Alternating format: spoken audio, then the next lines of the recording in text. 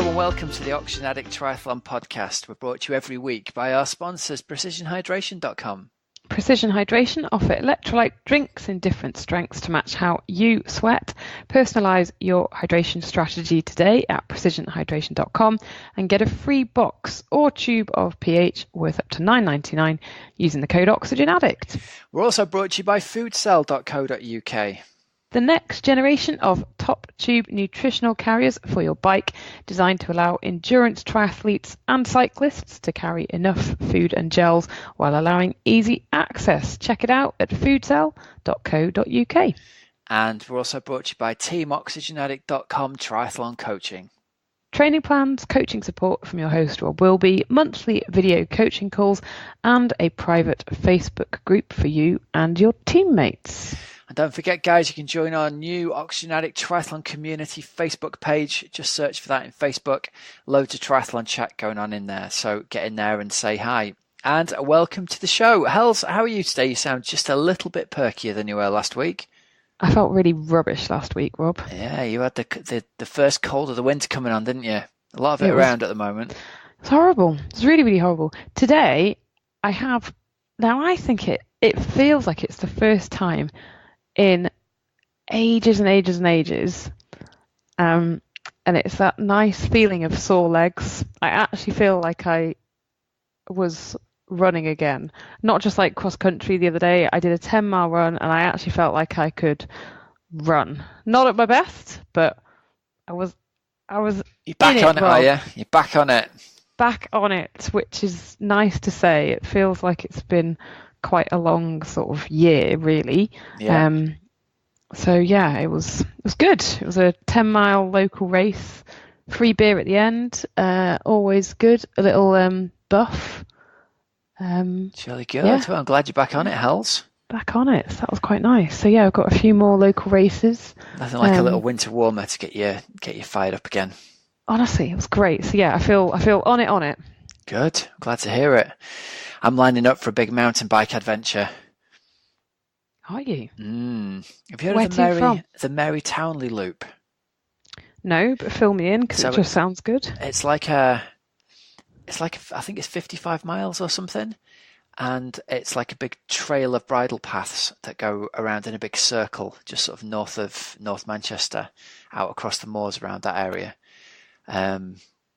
I used to know who Mary Townley was, and I've forgotten. I'm ashamed to say. I think she was the first person who kind of linked all the bridleways together on horseback back in the day. Oh, okay. So it's meant to be this epic sort of, you've got to do this once in your lifetime kind of deal. So that's what I'm aiming for. How about that? A bit of mountain bike action to kick the winter off. I like it. And is it like a sort of, is it a race or is it an event, or are you just going to do it on your own? Just going to go and do it. Me and Andy, he's forced me into it. Well, not forced me. I'm loving it. Well, it's good. It's good to be able to mix it up, isn't it? Yeah, totally. Living a bit of the old mountain bike at the moment. Do you get out on it lots? No. Okay. But I'm going to have to before we do this ride. Otherwise, I'm going to fall to pieces. But yeah, it'll be all fun. It'll be all good. Okay. You can do it as an actual event, by the way. You can do it as an actual event? Yeah. There's an organised event, is there? Yeah. I just Googled it. Mary Townley Loop Endurance Mountain Bike Challenge. Oh, there you go. Yeah. Probably best to keep me out of the way of other mountain bikers after my, maybe 40-minute race epic last year. Yeah, maybe. Anyway, that'll be fun. Choose a good day weather-wise. Yeah, totally. That's the key to it, isn't it?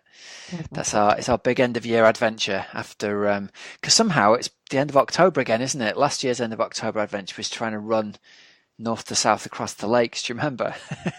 Oh, we almost died in that storm. So yeah, it's time for the end of season adventure. Nice. So when's it going to be? Or vaguely? Next couple of weeks. Okay, nice. Yeah, I'm gonna pick a weather day and go for it. Love it. Good luck. Yeah. May the protected collarbones be with us both. Yeah. Yeah. All of that.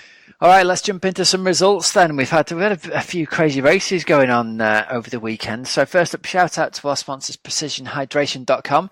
If you guys haven't tried this already, you can get £9.99 worth of their free product using the code Oxygenaddict. You can get on there, you can get yourself sweat tested online, you can get sweat tested in person. And the really cool thing that Precision Hydration do is they offer different strengths of electrolytes, and they do not taste salty. So if you've had a bad experience in the past with electrolyte drinks where you've tried to drink it and almost gagged, these drinks are almost tasteless. They're not salty, and they have anything from 250 milligrams of sodium all the way through to 1500 milligrams of sodium. And all of them taste the same. They've got a pretty neutral taste. You can mix it in with your other drinks as well, and you are good to go and totally covered on the hydration front. So this time of year, you're probably thinking, why is he banging on about hydration? But you're either going to be spending a lot of time on your turbo trainer, or you're going to be spending a lot of time in the pool over the winter months. And both of these things are either going to need tons of hydration, or you're going to be thinking about putting off cramp in the pool. So PH you guys, get on it. precisionhydration.com and use the code Oxygenaddict to get $9.99 worth of free product. All right, Hells, some place where they did not need very much by the way of keeping their electrolytes high because it was too hot this weekend were Mallorca and Ibiza, where it sounds like the weather was absolutely hideous while we were having nice weather up here. Well, right. So, yes, it did look pretty horrendous. However, all of last week, it was a bit like having Kona spam, and you're sort of looking at all these people out in nice places like Ibiza and Mallorca posting pictures of sunshine. And then suddenly race weekend comes and it just went biblical, and it looked really, really horrendous, tough, horrible conditions. Storms hit the islands, and yeah, there's photos of long course weekend. I think the bike was in question at one point, and then the run certainly did not look like running in paradise this year compared to last year, which was in beautiful sunshine. And then Ibiza, that was where it was the European Championships, wasn't it? Yeah. So, well, shall we go over the results from Mallorca first and give the nod to both? And it's hard to credit the fact she's won another one, but the winningest winner, Lucy Gossage, takes the win out along course Mallorca. Nice work there. And it was Tom Vickery takes the men's race. He did a 2:45 marathon, Rob, today. Probably pretty cool conditions for doing one in, which is good. But yeah, I've got to say the photos all look pretty much like the race photos I have of me doing cross country as a kid in Blackpool, where there's 7 people under umbrellas shivering down the finishing straight. So fair play to anybody who battled the way through that. So I was considering entering that at one point last year, Hal. So I'm kind of being a bit of a pansy fair weather athlete at the moment. I'm kind of glad that I didn't. Oh, it's always easy, isn't it, to look back and go, yeah, I'm really, really glad. Because honestly, this time last week, so a week ago, and all these people were talking about going out to Ibiza or Mallorca, I was like, oh, I really wish I was there. And then, yeah, like you, I thought, oh no, I'm quite happy I wasn't. I bet it's good fun when you're out there and racing, though, isn't it? I bet you're like, I bet you're into it while you're there. And it makes it more, obviously more memorable. Of a challenge. Yeah. And then you think that it's more of an achievement, don't you? Yeah, well, the reports I've heard from Ibiza said that the run was a little bit tricky, some steep, slippery downhills on cobbles, which weren't ideal in the wet, but it sounds like people got through it. I think the bike course was shortened from 2 laps to 1, and some athletes I had racing out there sent me a photo of, it's like a dual carriageway near where they were staying, and it was under like a foot of water. Oh man! So they were really worrying whether they were going to get to ride at all at one point. So I think and the organisers did a pretty good job of just getting them out there. That's it. A lot of people have said that given how bad the conditions were, they did a really good job of actually being able to make sure that there was a race. Yeah, totally. Right, so results then. We'll kick it off with the elite women. We had a win for Alexandra Tondeur from Belgium. Second place was Great Britain's Sarah Lewis, and third place was Great Britain's Alice Hector. And in 7th, Susie Richards backed it up there in 7th place as well. So well done to you lot. And then in the elite men, it was won by Giulio Molinari of Italy, ahead of Mickey Tagholt of Germany. And then Albert Moreno Mullins of Spain took third, with George Goodwin and Thomas Davies of Great Britain in 5th and 6th. Bit of a change of pace to go all the way around the world, but I always think it'd be a nice little combo to do Kona and then go and do the Xterra World Champs on Maui a couple of weeks later. I think that'd be the ideal holiday for me. And, it would be kind of cool, wouldn't it? Yeah. Of course, think about how much kit you'd have to try and cart halfway around the world. Anyway, Xterra World Championships, so off-road triathlon championships, the World Championships of this, and I'm including this really because there's a great story here. The winner on the female side was again Scotland's Leslie Patterson. Thank you. My mind went completely blank there. Leslie Patterson takes it out on the ladies' side, but on the men's side, it was won by a Costa Rican athlete called Rom Ackerson. Have you read the story? Yeah, basically he was pretty much done and dusted with his pro career, and he last year didn't even have a car, so he was riding everywhere. And yeah, for him, it's just been like, how good's that? It's come from that. The quote here on Slow Twitch says, "I lost my car in a river at the same time I moved to the city." How heartbreaking is that? How'd you lose your car in a river?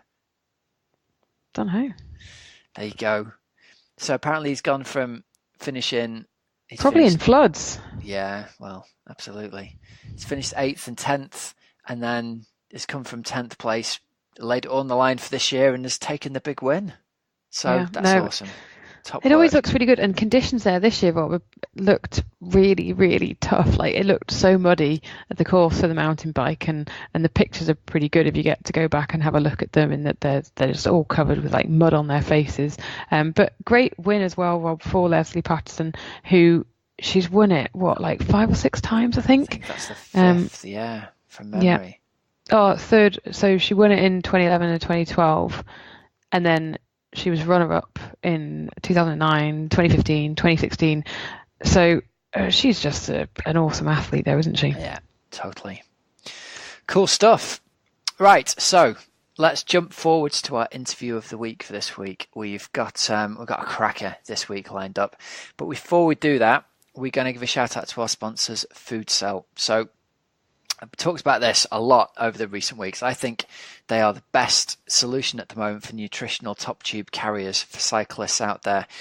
I've mentioned on previous shows, I've had one of these on my Cervelo P2, and it replaced a different brand of one that I put on there that looked like it was going to do the job when I bought it, but when I got it, I found not only could I get more than one gel into the damn thing, I then couldn't get the gel out of it as I was riding along without crashing. So it was an absolute disaster trying to use it. The Food Cell went straight on the P2. Nice slidey mechanism on the top that allows you to get the gels or your flapjacks in and out. You can fit 4 of those massive gels into it.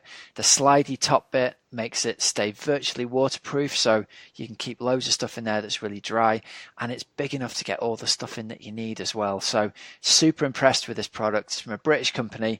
If you haven't checked them out, just go and have a look at the pictures over at foodcell.co.uk. They attach either with, if you've got top tube bolts on your top tube, they snug really nicely up behind the stem, and if you haven't got those on your bike, you can attach it with these natty little tight-fitting Velcro straps as well that are really slick, to be fair to them. So really good solution. I think it's the best one out there at the moment, so get over and check that out at foodcell.co.uk. And this week's interview, Hells, is with, we've had him on a couple of times before. Do you remember Hywel Davies?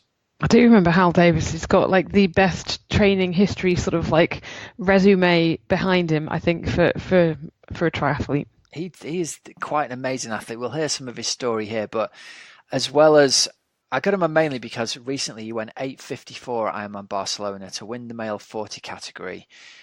He's actually just about to turn 45, so he's at the very top of that category, and it's the same exact time he did as 8 years ago. So this is a guy who's not slowing down as he gets older, and I wanted to pick his brains and find out what he's doing in order to stay motivated and to stay in shape. This is a guy who's done man versus horse, tough guy. He's held world indoor rowing and world indoor treadmill records, as well as running the London Marathon in the low 2:30s, despite wearing a Hawaiian shirt. God bless him. So he's a great character, and he's super, super into his training still, so dead inspirational. So this is this week's interview of the week. All right, so it's great to welcome Hywel Davies back on the show. Hywel, long-time superstar of British triathlon and God knows anything else involving multisport and generally beasting yourself in general. So we've got you back on in the wake of you just having the age group win Barcelona Ironman a couple of weeks back. So first up, congratulations on that, mate. How are you feeling?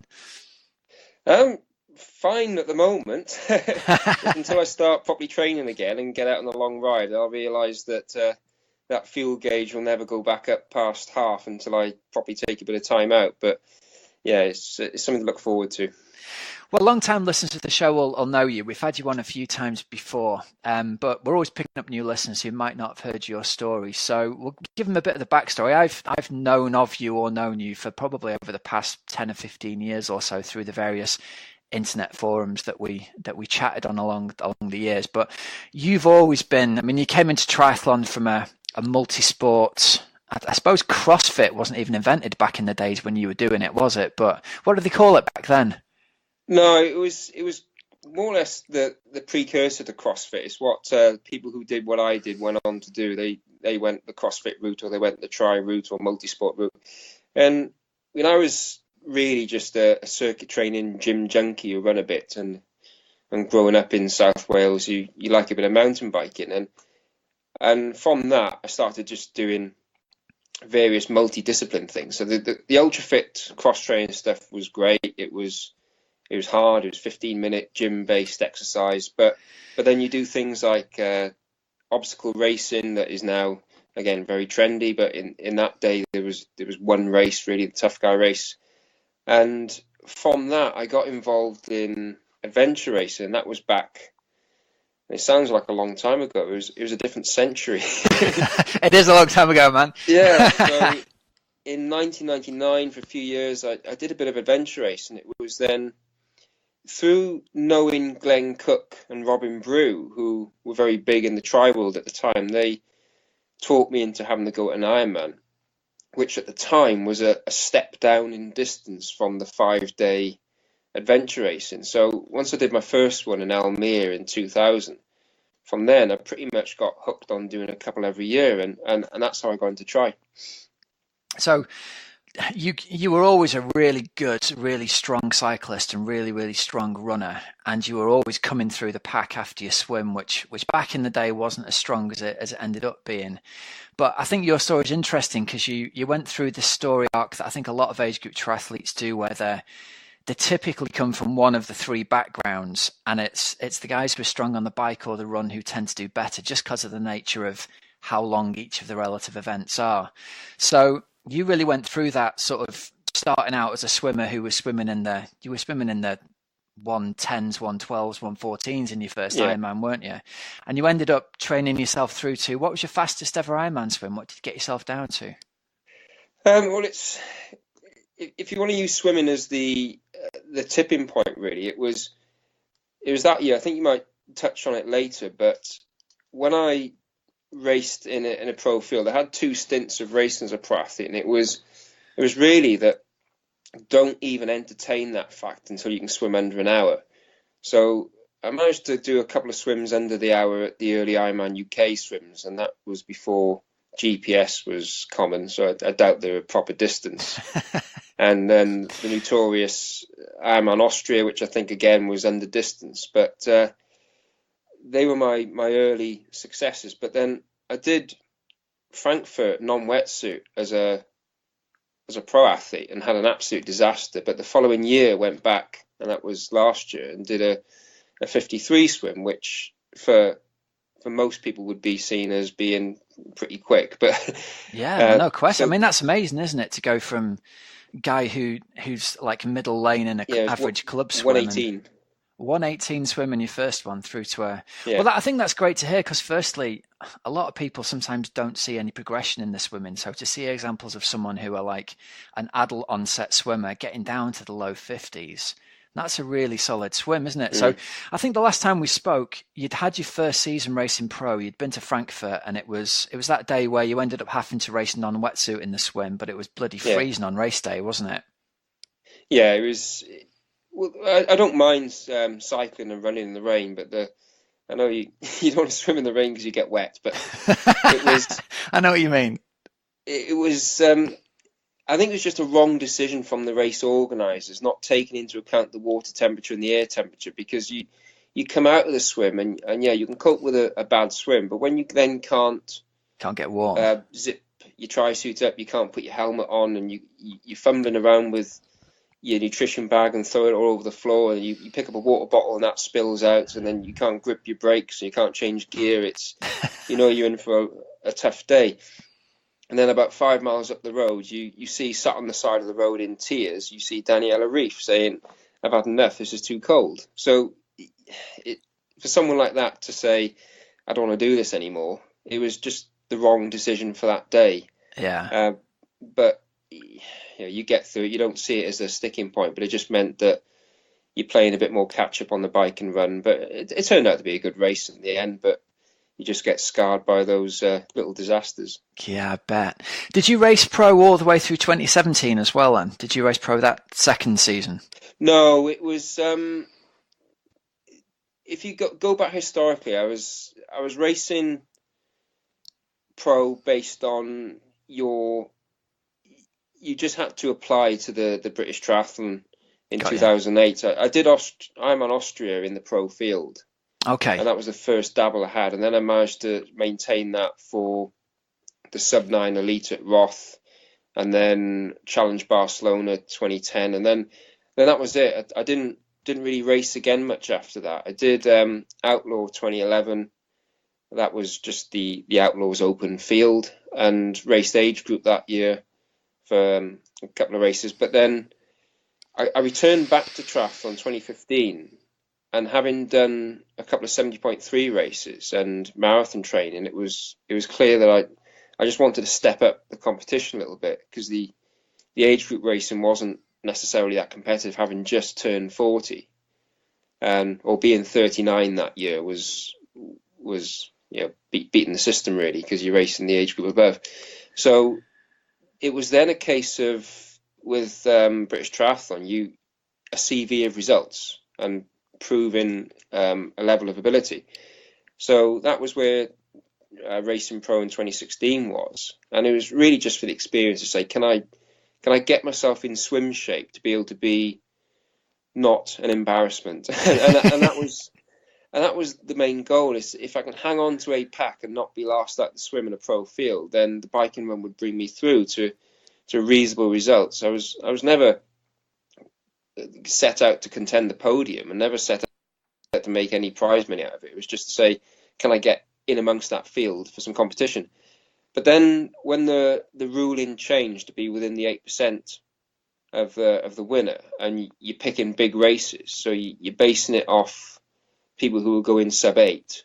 Yeah. To say, well, to go sub 8, I've got to be racing consistently in the 8:30s. It was just a step above. And then I thought, well, okay, it was fun while it lasted, but let's be real. I need to get back to age group racing and just concentrate on my own times. Yeah, cool. So you've gone back. Let's circle around and talk about Barcelona this year then, because I loved seeing your little tweet come up with the photo of here I am, I've just won the age group, and it's, you lose track of your friends over the years, and then you see them and it's like, oh great, he's raced again. So you're one of these guys who seems to pop up every couple of years and with a great result somewhere. So how did Barcelona end up, or how's your season gone this year, and how did you end up at Barcelona? Well, it's a funny season, because my season's more or less based on trying to do this impossible dream of running a fast London Marathon, which is now 6 years into its drama. It just gets harder and harder every year. And then I start cycling after that. I don't really do a lot through the winter. I'll mainly run through the winter and pick up the cycling. I go out and beast myself for a couple of weeks in France, and then come back and race. Yeah. And as soon as I get back racing, I find, well, that form's still there. So I did a few middle distance races earlier in the year, and I win those, and there's a little bit of prize money involved, which is great, but that's not the motivation. And then I try and look for a big European race where a couple of my athletes and myself can go and race. We picked Barcelona, so it ends up being quite a long, drawn out season. But Yeah, I did Ironman at the start of the year as well. So I did that in January, which is just a stupid idea to try and train for an Ironman, and the hardest Ironman you ever do in the middle of winter. So you don't get that long mileage in your legs. But yeah, I don't do a lot of racing just because I'd rather do the training and have the one big race as the big focal point of the year. I don't go chasing lots of trophies and medals and things for the sake of it. It's more the experience of the race and coming to an end point of a training plan, really. Yeah. So the build up to Barcelona it's a tough race to mentally sustain yourself for, and I feel for the guys who go to Kona every year, because October in the UK is a crap time. You get to the end of the summer and the nights are drawing in. You can't get out in the evenings anymore, and you've still got to maintain that fitness for a race. So it seems like a great idea at the start of the year, but by the time September and October comes, you want to get back to trail running. You want to get back to doing other things. You don't want to open water swim anymore.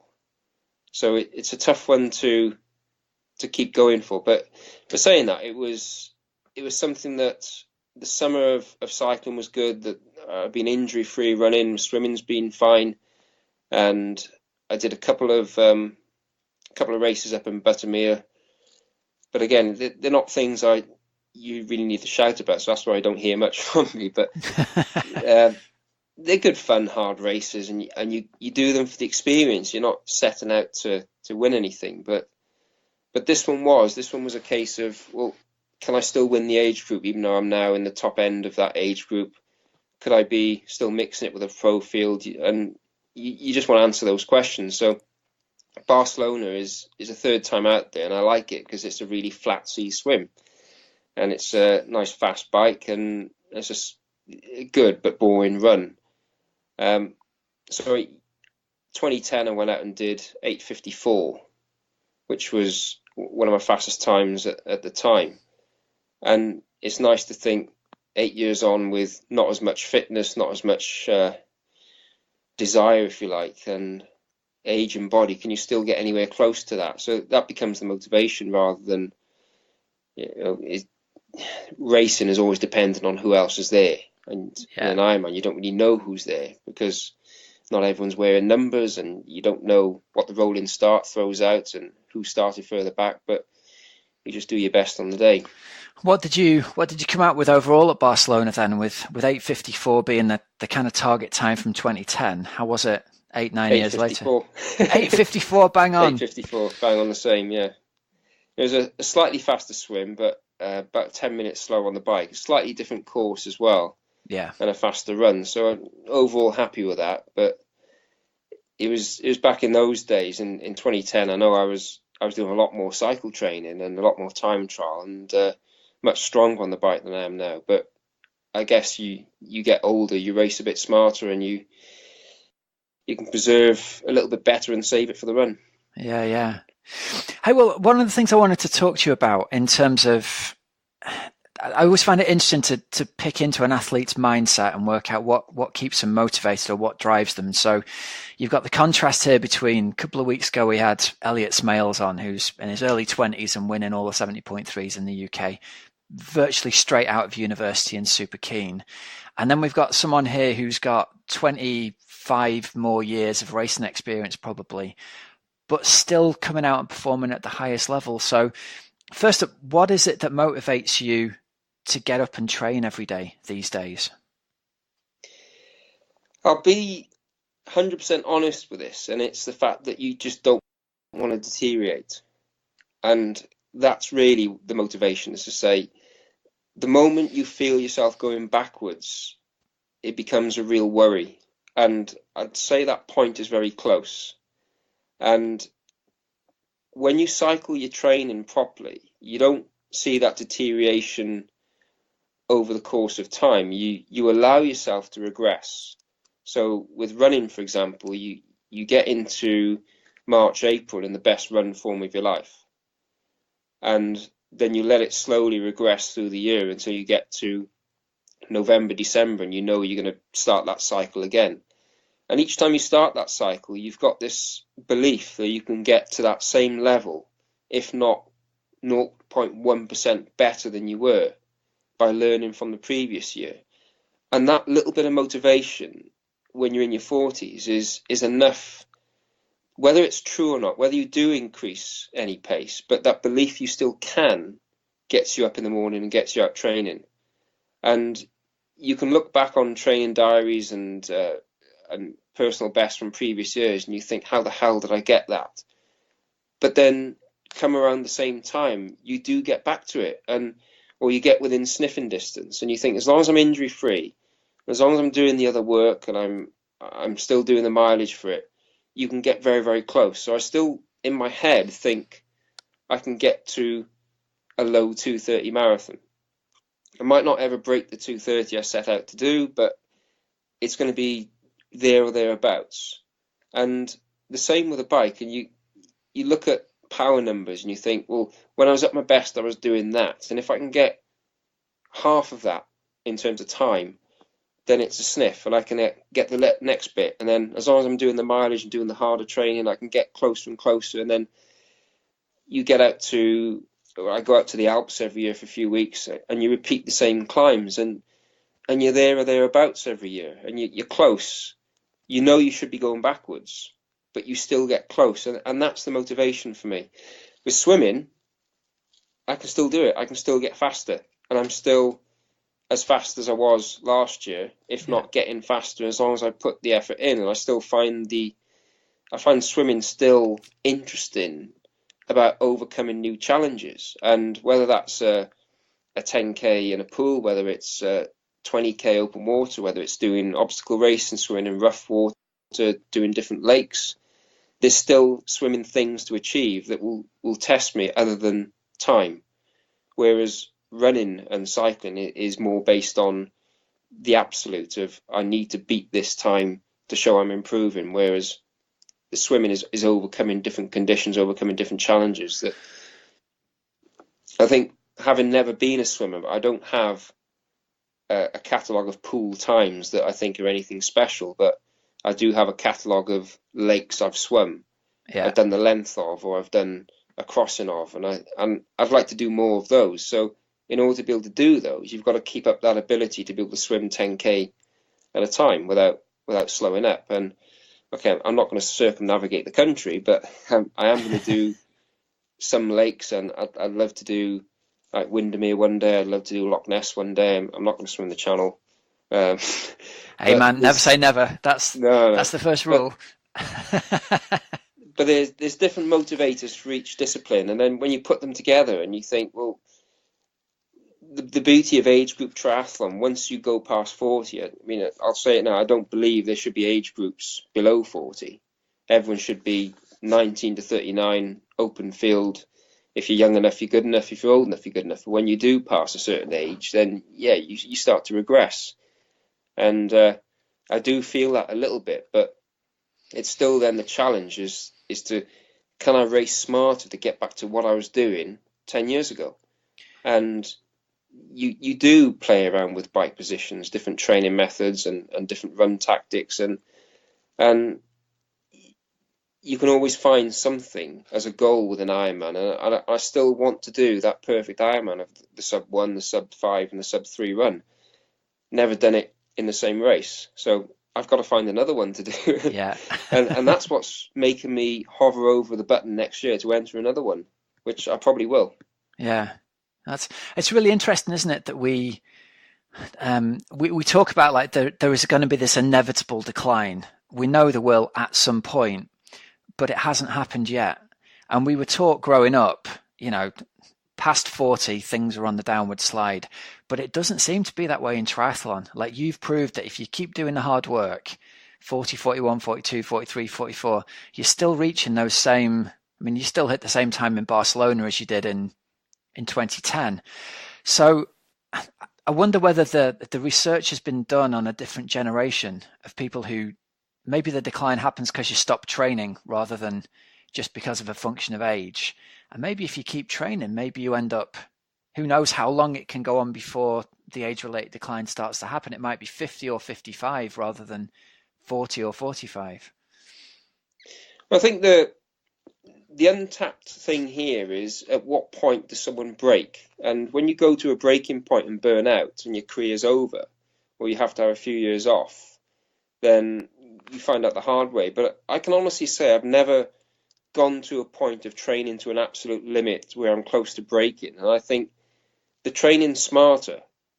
And I probably train a lot smarter now in the 40s than I did in my 30s and 20s, just because I've got to. And when it comes to understanding why people regress, and a lot of that is down to they just don't want to do the hard work that they used to do. It's not the thing that they enjoy doing anymore. And I'm the first to put my hand up and say that there was a time when I used to love going out and beasting myself for 4 hours on a bike, trying to hold 23, 24 mile an hour just on a training ride on country lanes. And I'll honestly say, I can't remember the last time I did that. It certainly wasn't the last 5 years. Whereas my bike rides now, if I'm going long, I'll go to a coffee shop and I'll put a mark on a map and say, that's where I'm going. I'm going to sit there, have a coffee, and then tootle back. And that's my mileage. But my intensity comes in the same way as it always has, is doing short, hard, very, very fast sessions that can be over and done in 90 minutes. Yeah. And then it becomes performance-wise, that you're checking power against targets, or you're checking speed, distance, time, whatever you've done previously. But the long distance, long, lonely miles, and I'll never be one, and never have been someone who wants to sit on a turbo staring at a white dot for 5 hours. I just think, why? You got nothing to prove by that. And yeah, I ran a marathon on a treadmill once. I ran a marathon on a track, but it's not something I see as functional training method when there's so many better things you can do that engage you a bit more. Yeah. So I think the motivation goes, the willingness to push yourself to hurt goes. And I certainly find that with running now, is that I enjoy running a lot of miles. I fudge my run training by saying, well, if I can't run fast, I'm going to just run long. And I'll quite happily knock out a 100-mile week. But what I can't do is a hard training run one day and then get up and run the next day. I'm just ruined.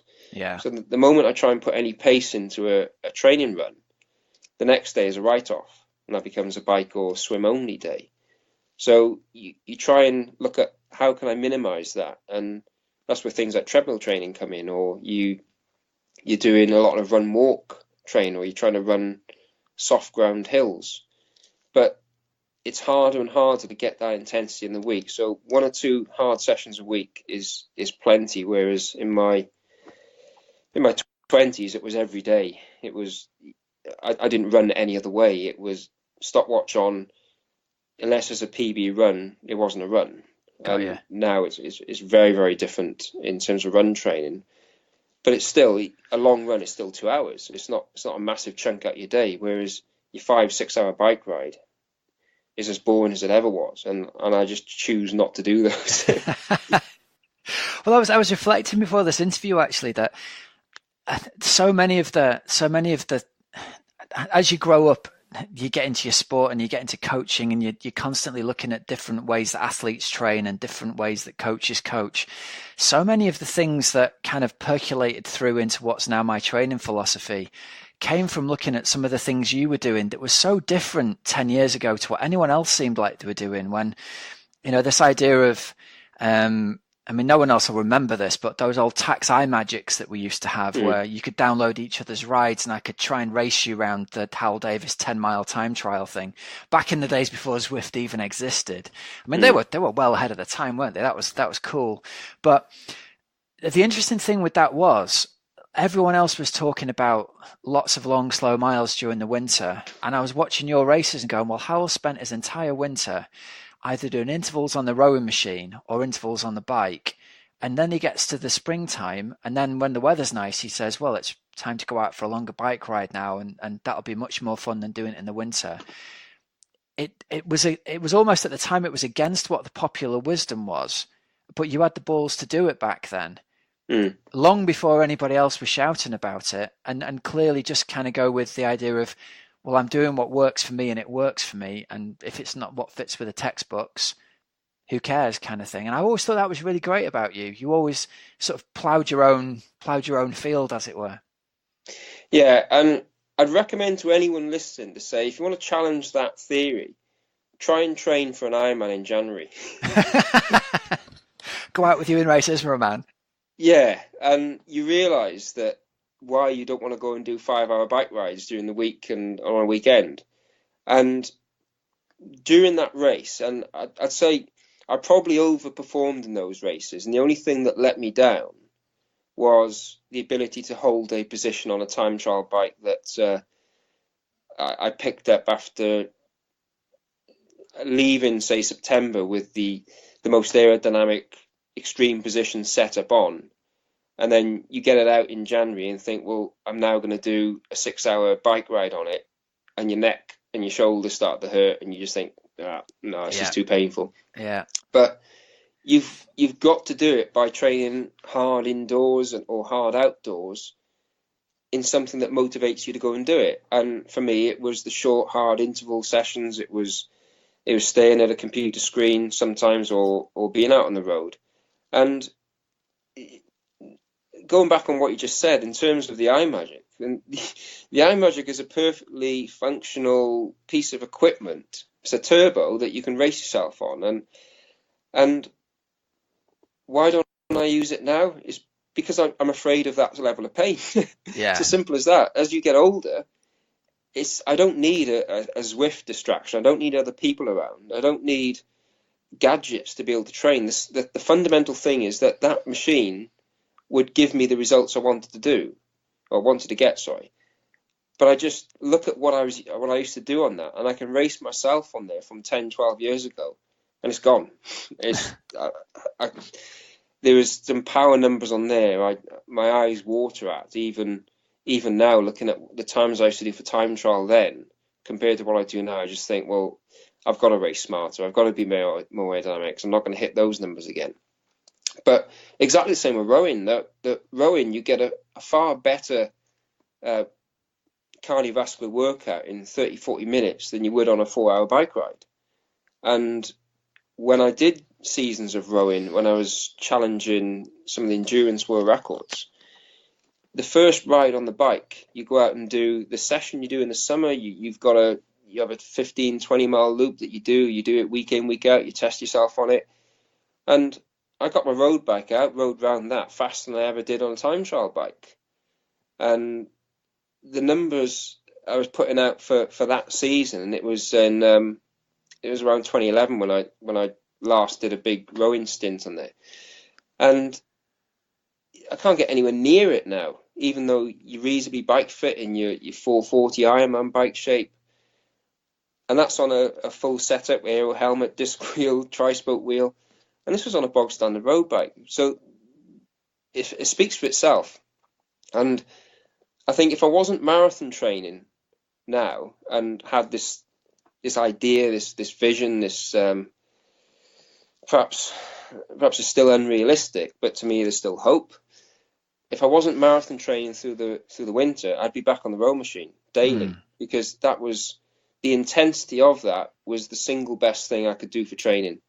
And whether it was rowing, or whether it's a walk bike, or whether it was the iMagic, or whether it's a treadmill, those 30-minute, 40-minute pain sessions where your heart rate was far higher than you'd ever get running, just because you could push it that hard, were the things that really turned my season around. So I'd come in the spring in great form.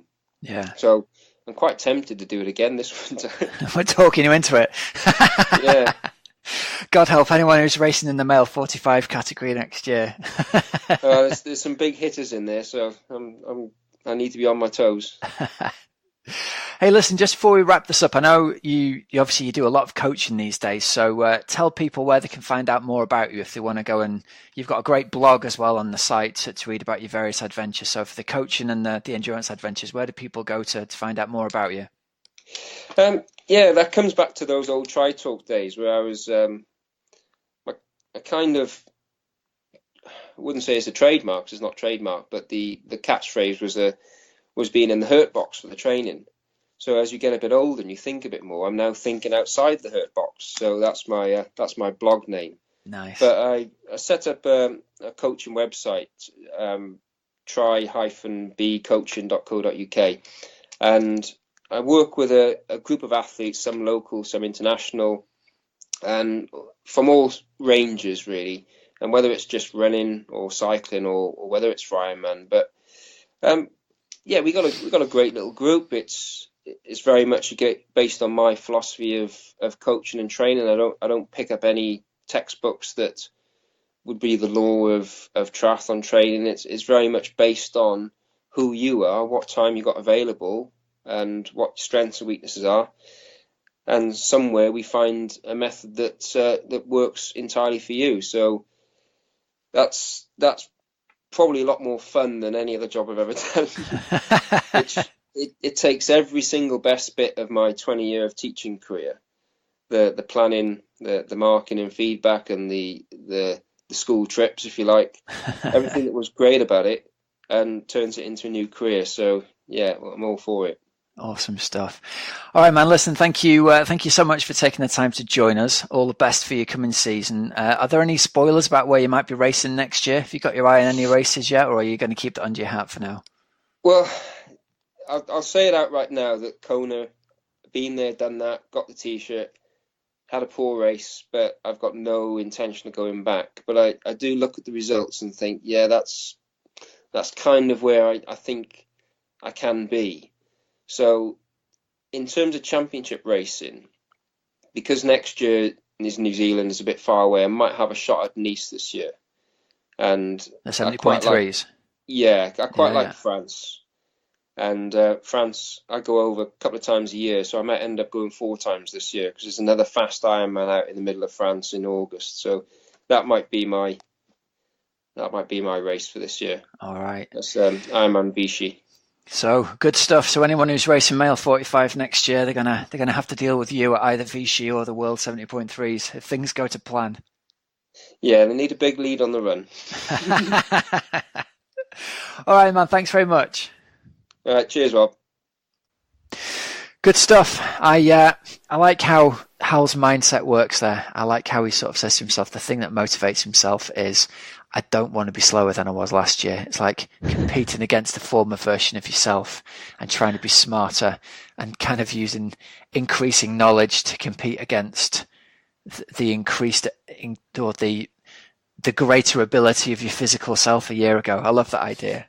And it's interesting that it's against yourself rather than against, the others in your age group or something like that. Like speaking to let's say other pro triathletes, sometimes you talk to them about, why you're still doing it, what keeps you motivated, and they'll say, well, it is that improvement year on year, and it's other people making you raise your game as well.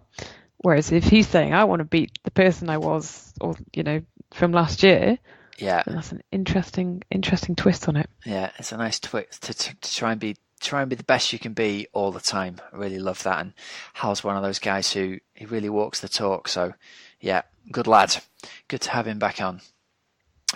Right, let's jump into Coach's Couch. I think we've had a question, haven't we, Hels, over on the old Facebook community group. Yeah, Will Pither in the Oxygenaddict community Facebook group says, I'm starting on my journey into tri. So I thought that the best place to start is with the Outlaw next year. Good lad. Why not? Go in at the deep end. Forget the local sprint. Will, go for it. Yeah, you are our hero, Will. So he says the stressful part at the moment is the swim. Will, you're not alone with that. And then he asks, what should I do with these? So things like fins, pull buoy, snorkel, etc. So he's posted a picture up there of a bag full of swim toys, basically. Toys. What should I do with these toys? Yeah. Well, my first answer, Will, is you're just going to put those toys away into the cupboard for a little while and ignore them for a bit, because we're gonna hopefully put your mind at rest a little bit over the swimming part here. So I think swimming is the part that most athletes coming into triathlon who are not from a swimming background find the most stressful despite the fact it's actually going to be by far the shortest part of your day. So even though you're going to be swimming for, say, maybe an hour or an hour and a half, and the bike's going to be maybe 5 to 7 hours, that hour to hour and a half at the start of the day is the thing that is really stressful to people. So first up, you've got ages to get yourself into swim shape.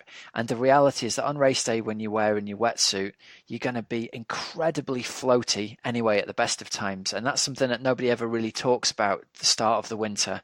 That wetsuit is like a little neoprene surfboard floating all around you and is going to keep your body nice and high in the water. You physically cannot swim under the water more than about a foot with a wetsuit on anyway. So you are not going to be able to sink. So all of those worries that you might have, you can put those out of your head. You can then turn your attention into how are you going to get yourself into shape that you can complete the swim nice and relaxed without needing to worry. And then whatever the speed is whatever the speed's going to be. You don't need to get hung up on chasing times at any part of this, but you just need to think to yourself, I need to improve my stroke enough so that I can swim relaxed and I can swim confidently, but I don't need to worry about the fact I'm not going to complete the swim. So the way that I kick off swim training within the guys that I coach is, once you've got to the point where you're confident actually being able to swim up and down and complete your standard sort of club swim, and we're going to assume you're that kind of swimmer, the most important part of your swimming over the coming months is going to be to do some regular testing to know exactly where you're at a given time and to know whether the things that you're doing in training are actually making a difference or not. And within the time training system that I use, the key part of that testing for swimming is going to be doing what we call a CSS test. So if you're familiar with a threshold test in cycling, it's very similar to that. It's basically going to give you a number at the end of it that you can relate all your swimming times to. So the test is dead simple. You're going to do a 400-meter swim as fast as you can. You're going to take 5 or 6 minutes recovery, and then you're going to do a 200 meters as fast as you can. And then you can plug these into a pace calculator that's going to tell you your predicted CSS pace or your predicted threshold pace. And that number, all it does is it gives us a number to make everything else relative to. So let's say you do your tests and it tells you that your CSS number is 2 minutes per 100 meters. We then know that if you're doing fast swimming in training, you're going to be shooting for 2 minutes per 100. If you're doing slightly more relaxed swimming, it's going to be 2:04 per 100. If you're swimming steady, it's going to be 2:08 per 100. And if you're swimming easy, it's going to be 2:12 per 100. So everything comes down to testing regularly so you can see whether you're improving or not. And then making sure that when you do your swims, you're actually sticking to that. I call it like the rule of fours. So a real big challenge here, and I want everyone listening to take this in.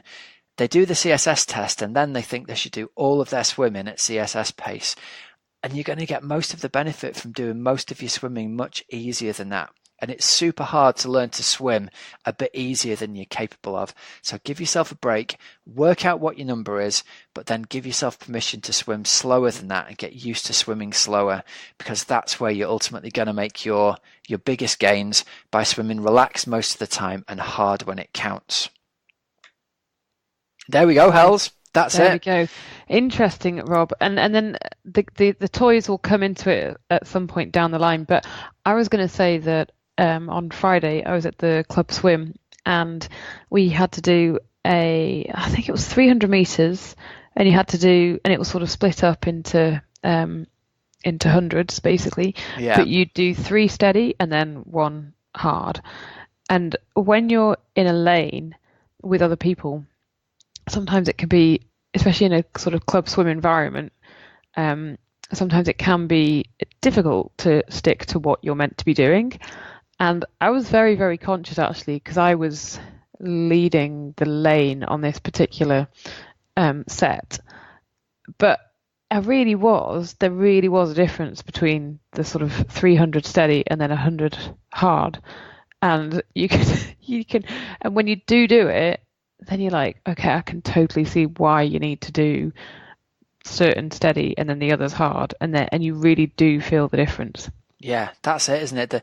The change of pace is only going to work if there's a change of pace, and if you do most of your swimming. I think the big challenge is, like if you didn't swim as a kid, you really don't have a very good judge of how fast you're swimming anyway. Like most of us get in the pool and the fastest 100 of the day is the first one we do in the warm-up for whatever reason. Not because we're trying really hard, but that's when all your little swimming muscles are all really fresh, and then they get really tired and give up really quickly, and you end up slowing down for the rest of the set. So I think it's really worth that thing you said, you consciously slow yourself down for the steady swims. And then when you do need to go fast, you can really punch it and really make a difference in pace. And I think a lot of people listening are probably going, what, he wants me to swim 12 seconds 100 slower than my CSS pace? But if you go and try that, you do exactly the same in cycling. You do exactly the same in running. The challenge isn't that we're trying to get you to go slower. The challenge is that you're probably doing most of your swimming too fast most of the time. Yeah, I love it. I love getting in the water and actually, seeing. And I swim quite a lot with a friend, and we do push each other, but I think we're good at going. That's the key, isn't it? Going slower when we have to. You guys push each other when you need to, but you also have the same sort of goal, so you know to back off. Yeah. And like you said, the club environment can be really hard to have your own agenda for, unless everyone in your lane is on the same sort of agenda as you. And it'll really pay dividends for people if everyone realizes, we can work together by not killing each other. Yeah. Definitely. Yeah. Wednesday swims just used to be a kill fest. Yeah, exactly. No matter how you try and get people to back off, they don't want to. That's the thing. And they're probably going, in terms of physiology, they're probably going above VO2 max intensity for most of the swims, because that's all they know. And you don't want to get tapped by someone on the feet behind you as well. You've got this fear of being chased, haven't you? Yes, massively. Yeah. So there we go. We'll have the Oxygen Addict winter swim amnesty. Back the pace up just a little bit. Yeah. All right, we've got a couple of things to mention here before we move on. Right, the first thing is, we've got some of the Oxygen Addict kit available to buy at the moment. The team kit shop is currently open, and it'll be open for the next week. So it's going to be closing on Monday, November the 5th. So go to raceskin.co.uk. And if you want to get some of the black, red and white kit that you've seen loads of people racing in, that's available to buy at the moment. So, Rob, I'm going to say I have the skin suit, and it is really, really comfortable. They're nice, aren't they? Yep, yeah. It's really comfortable. I've worn it for Ironman Wales. I've worn it middle distance. I've worn it in, sprints, Olympic stuff this year. It's quality kit, really comfortable, and it looks pretty cool too. And it's fast. That's the other thing about it. It's that rare combination of fast and comfy. Whereas I've tried some skin suits on in the run up to this, and although they look like they'd be really quick on the bike, I'd be singing soprano in the choir if I tried to run in them, I tell you. Well, I was able to run a marathon in it, so it's good stuff. It's good. Right, so the kit shop's open, raceskin.co.uk. Click on My Club Shop and you'll see our little logos up there. There's also a link to it in our Oxygenaddict Triathlon community group. And the other thing to mention is Team Oxygen Addict is closing for memberships also on Monday, November the 5th. We're closing for the year. So if anybody's thinking about getting in, we've got a couple of slots available. But thanks for everyone who's joined recently. We've been pretty inundated with new members coming in. So I want to close the doors and concentrate on getting everyone set up there. So we'll be opening sometime in the new year again. But if you want to get in before then and get your winter training sorted, then get on it this week for us, everyone. Okay, right, just a quick couple of bits of news before we finish, Hells. The first one is to give a shout out to Peter McCleve at 10,000donors.org, because he's the man, isn't he? He is the man. We had him on. You interviewed him in episode 201, and he was diagnosed with myeloma just after completing Ironman Wales in 2016. He set up the website 1000donors.com 10,000. Sorry. That's okay. God. There's a lot of zeros there, isn't there? Oh, gee whizzo. So, rewind. He set up the website 10,000donors.com to increase the number of stem cell donors to help find matches for people. So I know that a lot of people heard the interview and they have gone on to 10,000donors.com and got all the information there, and then they send you the little swab in the post and things like that. Yeah. So go back, listen to episode 201 if you haven't heard it, and then head to 10,000donors.com. And I just want to say it's dead nice, thanks to the people who have posted pictures on Twitter and Facebook of them getting the kits, and they've just got to do like a little swab inside the mouth with it's like a little, almost like an earbud thing, isn't it? Almost, that they've got like to use. a cotton bud thing. If you're one of the people who's gone ahead and done this, thanks so much. We really super appreciate it. So yeah, check it out, 10,000donors. I think it's .org actually. Maybe it's, anyway, the link's in the show notes. It's somewhere there. It's probably a typo by me. So the link's in the show notes, either 10,000donors.org or 10,000donors.com. Who knows? Maybe both, Hells. It comes up at 10,000donors.com. Brilliant. So he's got both of them. Good stuff. Yep. All right. And the last thing to mention is a bit of a cheeky one this from me, but the 220 Triathlon Magazine Awards are open for another week. And if you were thinking about voting, I would really appreciate it if you'd consider putting me down for the coach award. I think it's one of those things, Hells, isn't it, where you never want to ask people to do something for you like this, but it'd mean a lot to get nominated for that. And so if you've had help or you found the advice useful on the podcast this year and you can see your way clear to nominating me, I'd really appreciate that. It'd be awesome. Yep, just Google 220 awards and it'll come up. Cool. All right, Hells, what have you got on this week? What's coming up for you? This week, wedding this weekend, Rob, actually. You already married? My dog's got no nose. Oh, boom, boom, boom. Yeah, no, friend's wedding this weekend. Is it? So, yep. No training. So that'll be no training. I don't think because it's quite a lot of driving in the car to get to it. So no training is written off, and then I don't know, a bit of swim bike run this week. There'll be a Halloween spin special. Clearly, playlist is done. That was done this morning. Yes, Michael Jackson Thriller is on it. Excellent. As are a load of other songs. So if anyone, you're going to lead the session dressed up? Are you going to be dressed up as a zombie? Well, I was given a pumpkin last week from somebody there, so I could take a carved pumpkin with me this week. And from the race on Sunday, I got a Halloween buff, so I can go as a Halloween. I don't know, some sort of Halloween headgear. That was probably about as far. This is all very nice, but you're avoiding the question of why you're getting dressed up as a zombie. And I think the listeners know that that should be yes. I think we need you in full zombie outfit with makeup, please. Could you imagine Mr. Rob Wilby doing a spin session in full makeup? In makeup? Quite frankly, I cannot. It would be a good before and after photo, wouldn't it? It would be great, actually. It would be absolutely great if people turned up in fancy dress for that. I love it. Oh my god. We'll see. God. Right, what have you started? Right, let's wrap it up. All right, everyone. Thanks very much for listening. You've been listening to the Oxygenaddict Triathlon Podcast. I'm Coach Rob Wilby. I'm Helen Murray. And until next week, have a great, safe training and racing week. Dress up like a zombie and go to spin class if you get the chance. And I'm Helen Will. And until next week, we'll speak to you all again soon. Thanks very much, everyone. See ya.